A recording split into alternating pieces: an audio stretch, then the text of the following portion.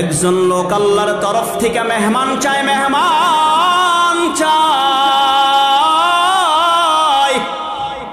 ডাক দিয়া কয় রব আপনার তরফ থেকে আমাকে একটি মেহমান দেন, একটি মেহমান দেন। আমার আল্লাহর কাছে দীর্ঘদিন চাওয়ার পরে আল্লাহর তরফ থেকে একজন মেহমানের ব্যবস্থা করলেন, ওয়াদা করলেন। আল্লাহ ধরেন হাঁসের খোলার ভিতরে কোন মানুষ চাইল, আর আল্লাহ ওয়াদা করলেন, এ বান্দা আগামীকাল জুম্মার পর তোমাকে একটি মেহমান আমি পাঠাবো। কন্যা সুবহানাল্লাহ। এ ভাই, ওই আল্লাহর বান্দা মেহমান আল্লাহর তরফ থেকে পাইবে, বড় খুশি। এবার মেহমানের জন্য আয়োজন করলেন, আয়োজন সুন্দর করে কয়েক প্রকার খাবারের ব্যবস্থা করলেন। কি করলেন? বসার জায়গাটা সুন্দর দিল। বসার জায়গা সুন্দর দেওয়ার পরে রে ভাই, আল্লাহ টাইম দিছে দুপুর বেলা আমি পাঠাবো, আমি দেরি করব না। ঠিক দুপুরের সময় মেহমানটা যাবে। এবার মেহমান আগায় আনাটাও কি, জোরে বলেন, আগায় আনাও কি সুন্নাত। রাসূল বলেন তোমরা মেহমান আসলে একটু আগায় আনো, তাকে সম্মান করো, রিসিভ করো। এই শিষ্টাচার দুনিয়ার কোন মানুষ শিখাই নাই, এই শিষ্টাচার শিখাইছেন কে? মুহাম্মাদুর রাসূলুল্লাহ শিখাইলেন।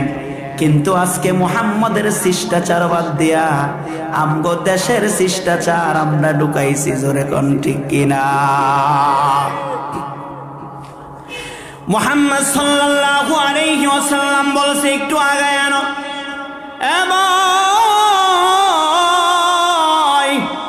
ওই আল্লাহর বান্দা মেহমান আগায় আনার জন্য গেলেন। মেহমান আগায় আনার জন্য যাইয়া দেখে রাস্তা দিয়া কোনো মেহমান আসে না।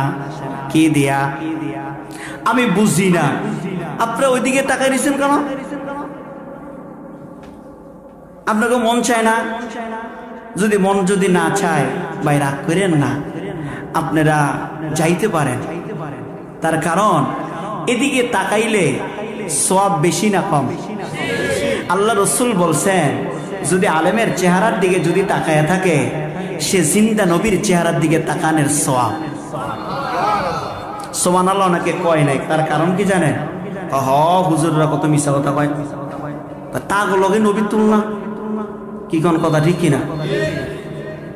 আমি এই ব্যাপারে আরেকটি গল্প তো বলার অভ্যাস না, তারপর আরেকটি গল্প না বললে বুঝতেন না আপনারা। একজন লোকে সারা মাস রোজা রাখার পরে মুরব্বি গেছে টয়লেটে। কোথায় গেছে? টয়লেটে যাওয়ার পরে এখন ঈদের চাঁদ উঠছে, পোলা পাইনে বাজি ফুটায়, হইস দিছে, চাঁদ উঠছে। মুরব্বি কয় সারা মাস রোজা রাখলাম আমি, চাঁদ দেখস তোরা, আনন্দ করস, দেখাচ্ছি চাঁদ। তাড়াতাড়ি টয়লেট থেকে বাইরে এসে আইয়া দেখে চাঁদ বাঁকা হয়ে গেছে। এখন চাঁদ দেখলে কি করা লাগে? জোরে কোন কি করা লাগে? চাঁদ দেখে দোয়া ধরছে, দোয়ার ভিতরে হাত তুলছে। দোয়া করার পরে যখন নাকি মুখের ভিতরে পোষা দিছে, এবার দেখে গন্ধ কয়। কি কয়?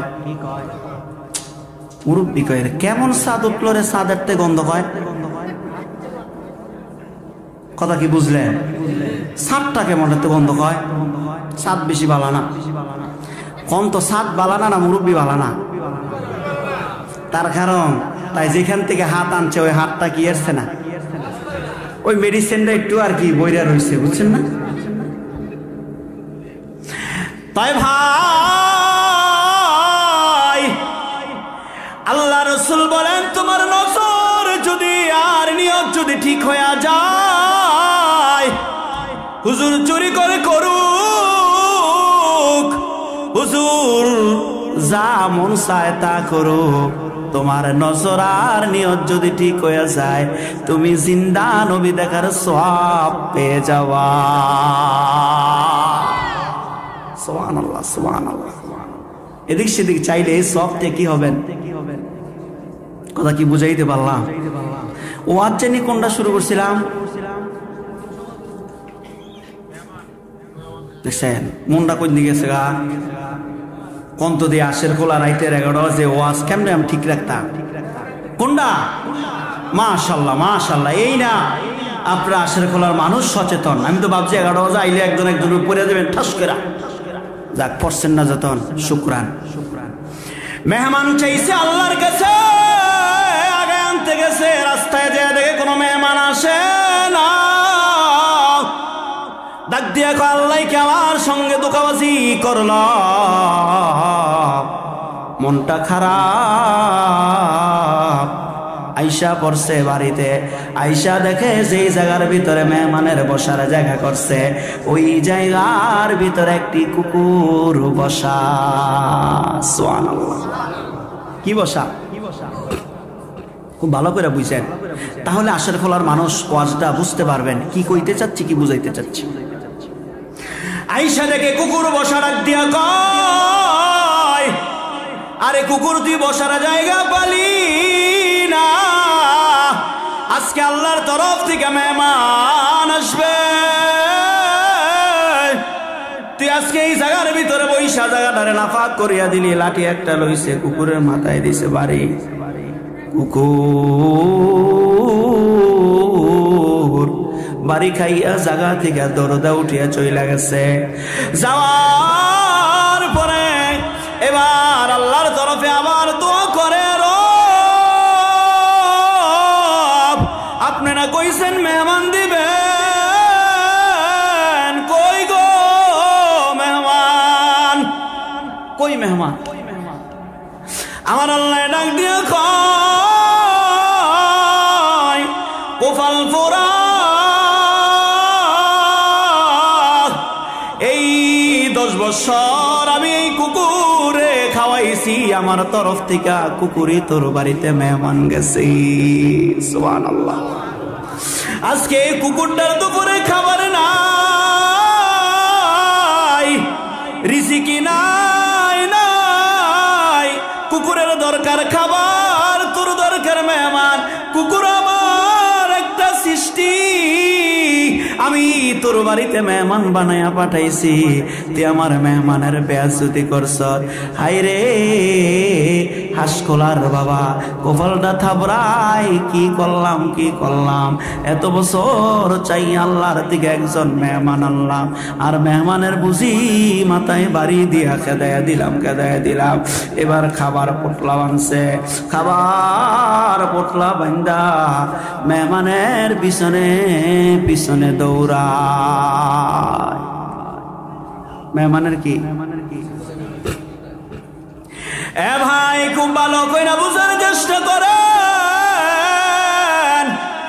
ওই জায়গায় কুকুর বইছে, কুকুরের সামনে যাইয়া খাবার দিছে, রোজ দিছে, পোলাও দিছে, কুকুর খায় না।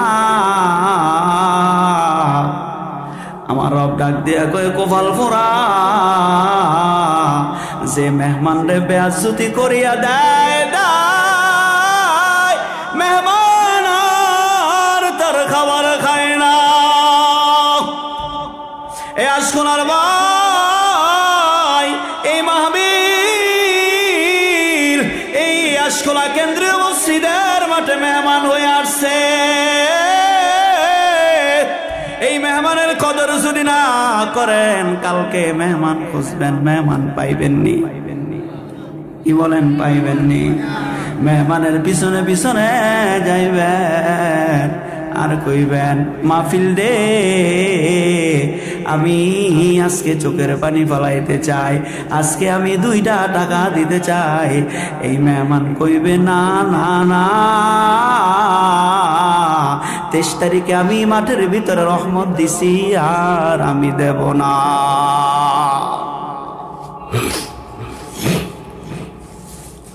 এ ভাই মেহমানের কদর করেন। তাহলে মেহমান আসে রহমত নিয়ে, যাওয়ার সময় কি দিয়া যায়? বরকত দিয়া যায়। আসে কি নিয়া? কি নিয়ে আসে? যাওয়ার সময় কি দিয়া যায়? সুবহানাল্লাহ সুবহানাল্লাহ। আমি আপনাদেরকে কোনটা ওয়াজ শুরু করুম কোনটা শেষ করুম, আধা ঘন্টা হয়ে গেছে না। কিন্তু আমি বরকতে যাইলে আমি রহমতে যাইতে পারতাম না, রহমতে গেলে বরকতে। তবে একটা বরকতের কথা কি শোনায় দেব? কয়টা? একটা বরকত। কি বরকতটা আপনাকে দেয়া যাবে? একটা বরকতের কথা শোনায়।